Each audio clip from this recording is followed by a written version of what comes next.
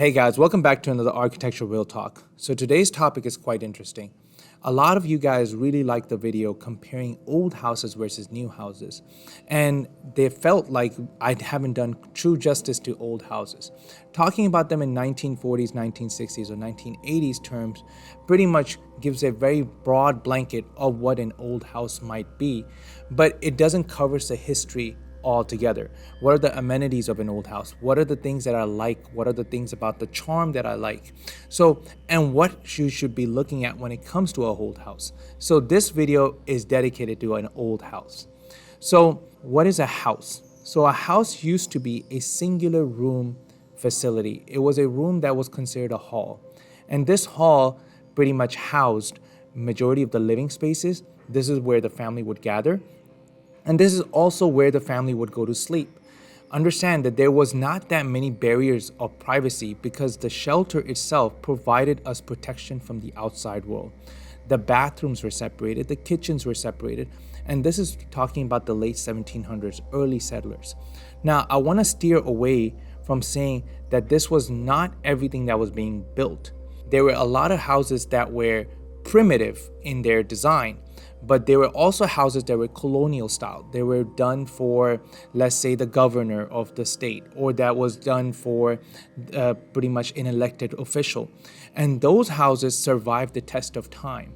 Those are the homes that we look up to. Those are the homes that had 3-4 bedrooms, had multiple, or plantation homes at the time. So I'm not using those as an example. I'm talking about the house in general where people would reside in. So majority of the time you'll have a separate bathroom for sanitation. You have a separate kitchen for fire protection because understand, we're still using coal wood burning stove at that time. And then your primary residence became one room. Now, this one room eventually had a loft that was added above, and this allowed for a sleeping area to be separated. And then you would still have living quarters downstairs that would transform into kids' bedroom by night. This situation evolved up until 1900s. And that's where I really feel like where the houses or the suburban houses come into play, and that's where we can actually discuss housing when it comes to general population. Now, if you want to look at particular examples like the 1800s and we were to focus on the Victorian and the colonial style homes, that's for another time, and we can discuss these movements at a separate time, but this is just a broad scope of what the old houses at that era was like. So let's start at the 1900s. So this was the rise of the American suburban context, right? We're looking at a shift of an American lifestyle. This is where people start realizing their dreams. This is where you have first people to come into power that were never rich before. You have to understand, this is where industrial revolutions start taking place. People start discovering oil, and you had a whole shift in the conversation of what architecture can be. So it went from colonial style to a Victorian, and people started doing ornate furniture because people could now afford luxuries. Again, people who have been living in lavish lifestyle inherited homes.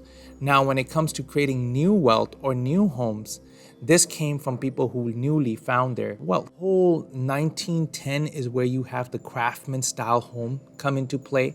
Arts and craft movement became a part of thing.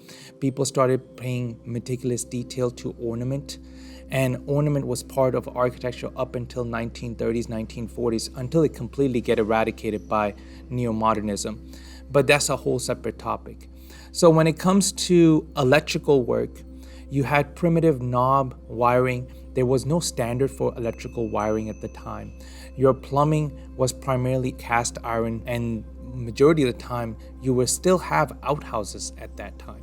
So the stoves were separated out, and you started seeing innovations when it comes to bathroom plumbing. This is the first time a bathroom actually merges with our house.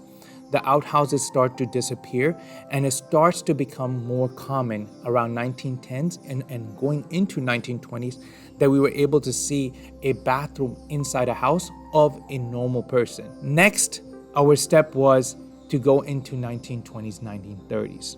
Now, 1920s led to Great Depression. So mid into 1920s, 1929 up till like 1930s, like right at that edge, you had the Great Depression. So it caused for a lot of movement around the country.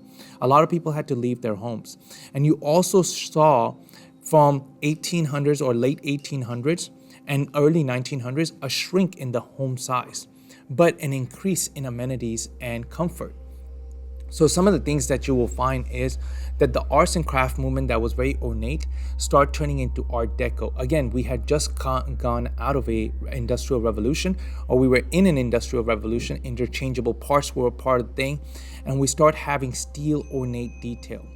Bungalow style, Tudor revival style architecture that came out of it.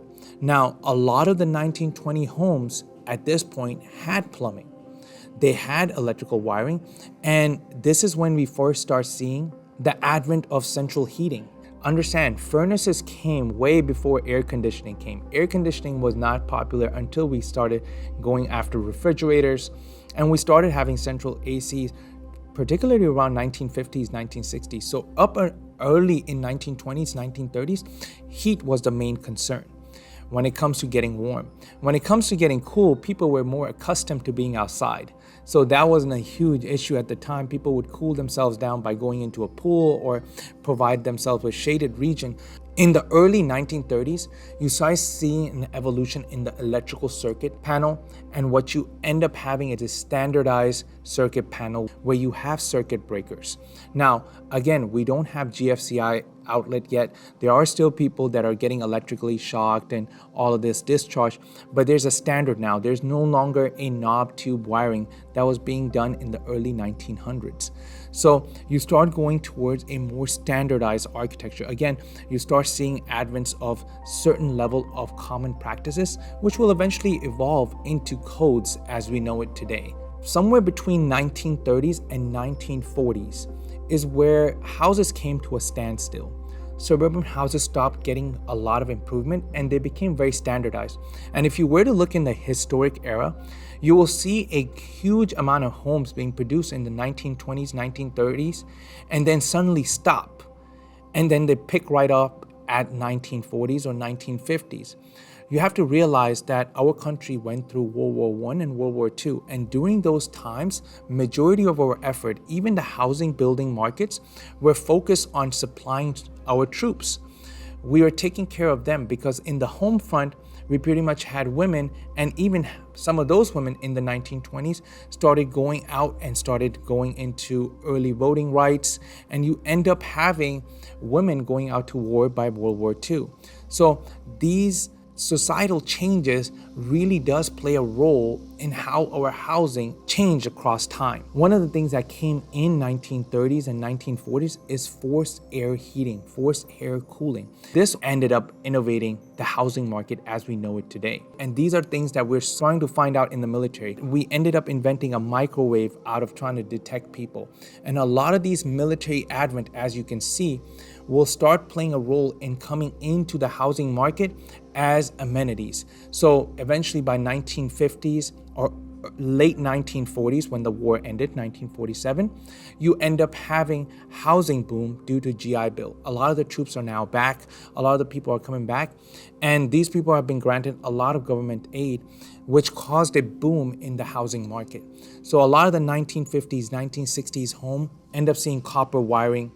You end up seeing copper piping, plumbing gets advanced. You start seeing advent of some people even using PEX at that time. And this is where you start having these alternative methods come about. People become more about energy efficiency. We start thinking about the climate more. And there's been a huge push now towards innovation. Because understand, we're headed right into moon landing. We're headed right into civil rights movement. There's a lot of push being done to innovate society. So you see this huge influx in the especially late into 1940s, but definitely in the 1950s when people are trying to occupy these homes. Throughout this time, one of the things that have been deteriorating. And it's sad to say this, but something that has been deteriorating is the bones or the structure of the house. In the 1920s, we were very known to do balloon framing, pretty much putting up two-story houses or anything. The studs were continuous, they were stronger. We built out of hardwood in the 1920s, early 1900s, and slowly switching to metal fasteners and things like that. And the moment we start getting these hurricane ties and things of that nature, we started relying more and more on soft lumber. Now, old colonial homes primarily do have soft lumber when it comes to pine, but they have much different sizes. The shrinkage is different. Some of the walls are even built out of 2x8s. So those are the things that are changing, and the structure, as it becomes more and more standardized, it is starting to become more 2x4, 2x6. It's aligning with what the traditional structure is today, and the spacing is getting tighter. You have to understand, we're moving away from lattice and plaster on the wall to gypsum board. This is all a shift that will happen around 1950s. So all of our forces were being done on the homes prior to war, and when we come back from war, we don't have enough housing, so the housing has to speed up to catch up to demand of all these people coming back. Finally, when it comes to the electrical, in 1950s, you have the first advent of having things being grounded. These are the things that are changing in society. And then came the 1960s and the 1970s, by far my favorite era. Now, this is where the revolution happens when it comes to civil rights.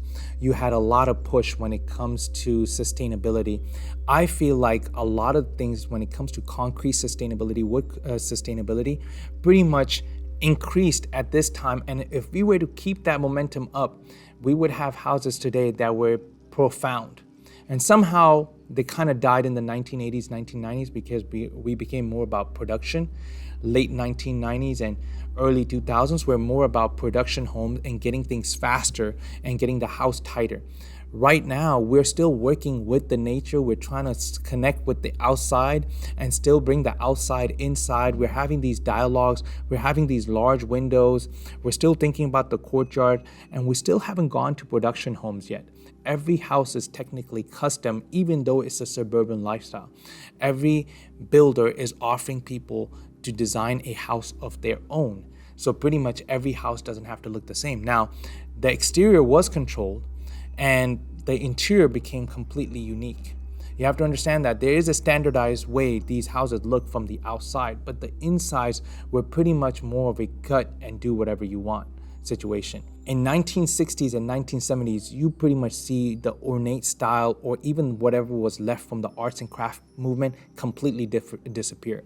You start going into polished concrete. You see the early rise of modernism. You have the likes of Mies van der Rohe, Frank Lloyd Wright, dropping prairie homes and styles that are pretty much very oriented around clean horizontal and vertical lines. Electrical systems continue to evolve. We start having home automation for the first time. We start having PA systems inside the home. Phone lines start being added into the homes. And these are the things that were amenities. In 1950s, we start having one-car garage, and that evolves into a 2 or 3 car garage by 1980s, and early 2000s you start seeing the advent of 3-car garage, and which is now common in luxury style homes in 2020. In 1960s, we start seeing the early ductwork. We start seeing distribution of air. We start seeing centralized air conditioning. We start seeing centralized heating. A lot of the 1960s, 1970 homes already have the same system as we have today. A little bit of renovations can get those homes completely ready. We see very large windows in the 1960s and 70s. A lot of the connection with the outdoors and the indoors, all of this is happening at the same time. The whole idea behind freedom, whole idea behind connecting back to nature, all of these advents have led to a central courtyard oriented house.